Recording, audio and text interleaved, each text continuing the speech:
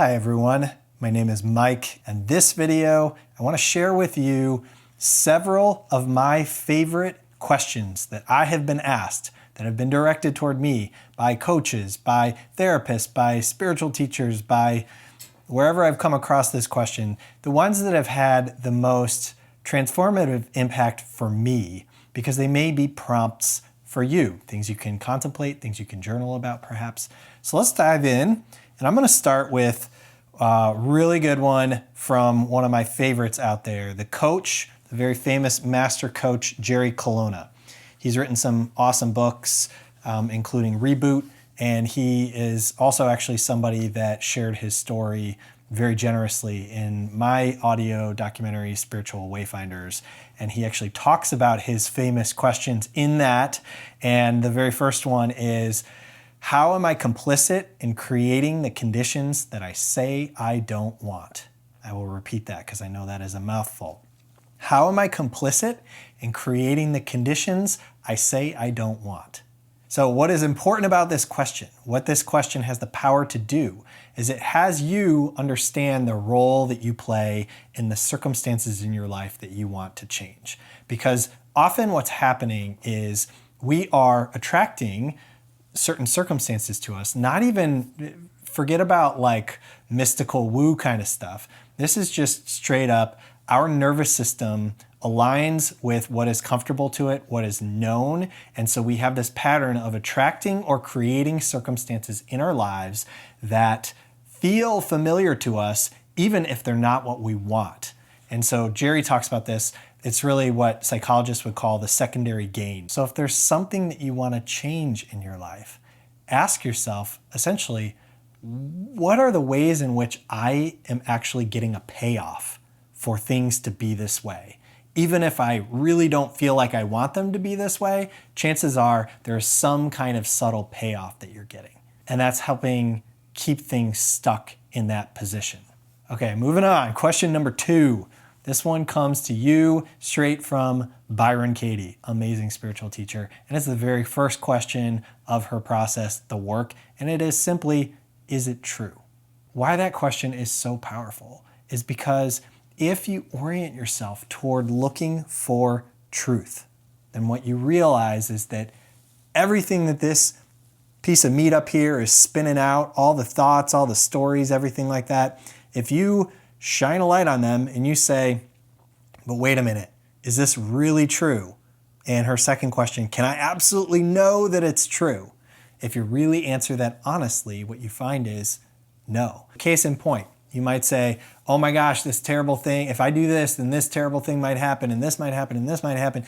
And you start spinning those kinds of stories, and you're getting all this stress and all this emotion around that. If you pause there and you say, wait a minute, is that really true? And the truth is, you can't know that. You cannot know if that is absolutely true. And so that dislodges the power of that thought. Because the truth of the matter is that the only thing capable of truly causing us suffering in life is believing a thought. All right, let's move on to question number 3.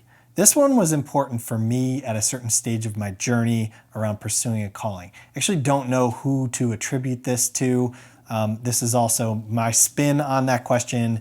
It's, what would I do if all my financial needs were already met and I knew I couldn't fail? Okay, this one is designed to get people who are stuck, who feel like they need to make a change, such as to a job or career or pursuing some kind of important aspect of their calling, but they're held back. And usually we're held back by one of 2 key things. Number 1 is financial fears, and number 2 is fears of what other people are going to think. So if you set those aside, if you truly knew that you were not going to fail, you're not going to be criticized, you're not going to be disrespected, you're not all the kind of personal, relational complications or the judgments that might come to you, and you set aside concerns about money, and you really ground yourself in what is true for me, what is speaking to me, what do I feel called to do, that is a very powerful inquiry.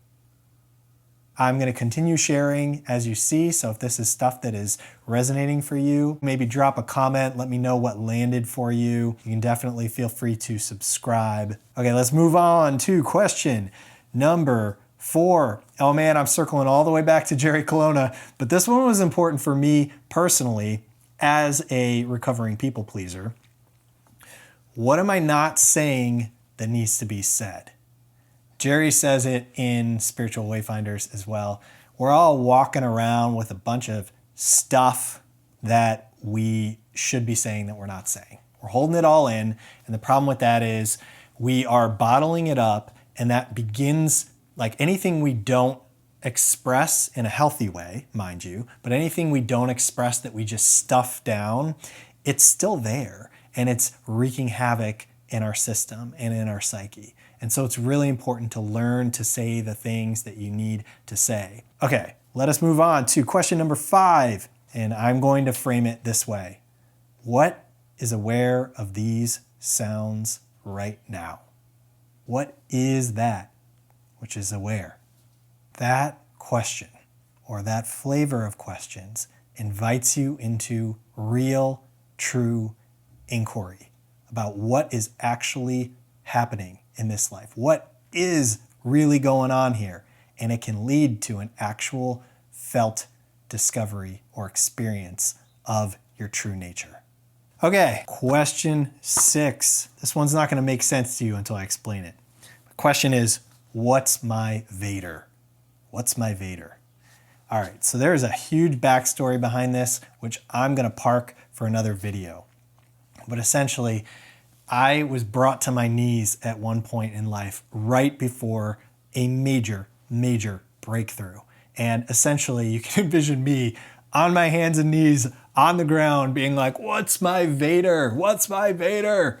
And so the story goes, I was basically, life orchestrated all these events that were, for some reason, even though I'm not a Star Wars guy at all, bringing this theme or the symbol of Darth Vader into my life.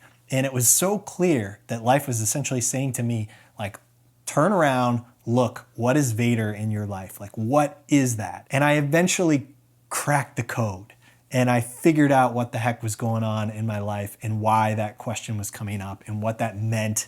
And it led to a massive, massive shift, unbelievable shift, inner and outer. And so what this question means to me, this is a question about shadow.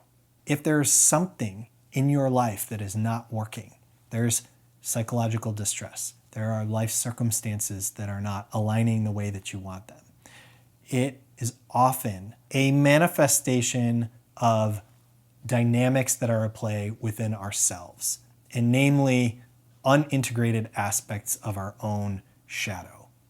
And so the shadow are the parts of us that we don't want to look at. They're the parts of us that we stuff down, that we don't see, that we don't know are there, unconscious patterns that usually are there because they have an aspect of trying to protect us, and yet they are now not serving us. And so the question is not getting rid of the shadow. That doesn't work. The question is more about seeing the shadow. And once it's brought into the light of awareness, then it's possible to integrate it. Yes, it is an aspect of us. We all have these parts of ourselves that we wish weren't there, that frighten us, that scare us, that we're ashamed of. And yet, those parts of us, when we can learn to understand them, to love them, then they quiet down. They don't run our lives. And that can open up the potential for massive breakthrough, as it did when I discovered why Darth Vader symbols were showing up in my life in the absolute most insane way, one after another, all over the course of like the 2 of the craziest weeks of my life. Story for another day.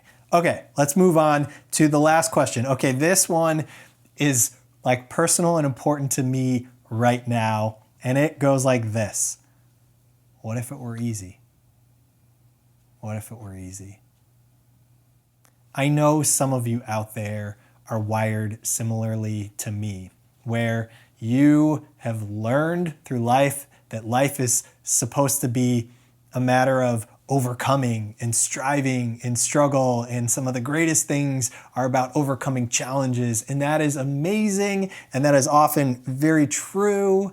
And also, what if it could be easy?